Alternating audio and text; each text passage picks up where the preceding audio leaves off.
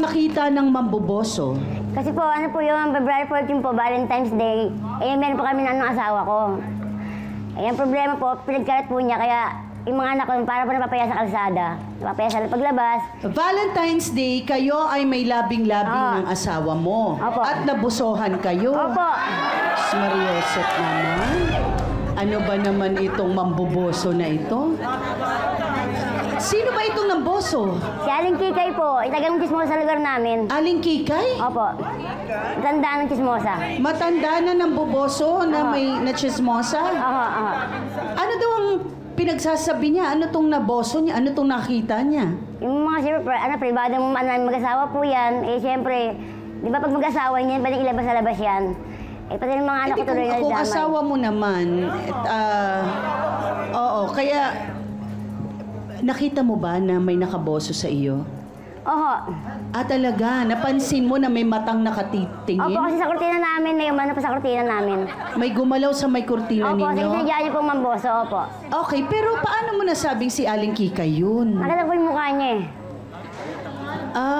Nakita po yung mukha niya. Lumabas yung mukha sa kurtina, ganun talaga, ganun? Opo. Paano, Kuya Alex? Paki-close up nga si Kuya Alex Hindi kasi namboso na kami. kailangan natin makita kung paano talaga mamboso ang isang bosorero. Ready, go. Ganyan. Ginanon talaga, pinakita yung mukha. Pinakita yung mukha. So anong ginawa mo? Tumigil ba yung Tumigil po labing-labing? kami, opo. Tapos kinabukasan, kumarata po yung balita sa amin sa bahay, sa lugar namin. Ano kinalat? Eh, nakakaya Anong naman kinalat niya? Na kayo ay naglalabing-labing mag-asawa? Abay, Oo, normal naman. lahat po ng mga bagay na ginagawa namin, pinagkalat po ng matanda na yan. Nag-usap na ba kayo ni Aling Kikay tungkol dito? Hindi pa ho. So, ito yung first time. Hindi mo ba siya kinumpronta? Hindi pa. Pero ngayon ko lang aan sa face-to-face kasi ano ho po siya, parang lagi nagmamalinis na hindi nga po siya chismosa.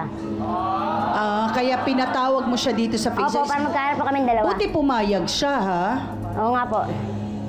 Pero sa tingin mo, bakit kanya ichinichismis? Kasi kung ako magchichismis na may mag-asawa akong nakitang naglalabing-labing, sasabihin sa akin ng mga tao, bakit? Normal lang naman yun. Gawain po kasi talaga niya magchismis.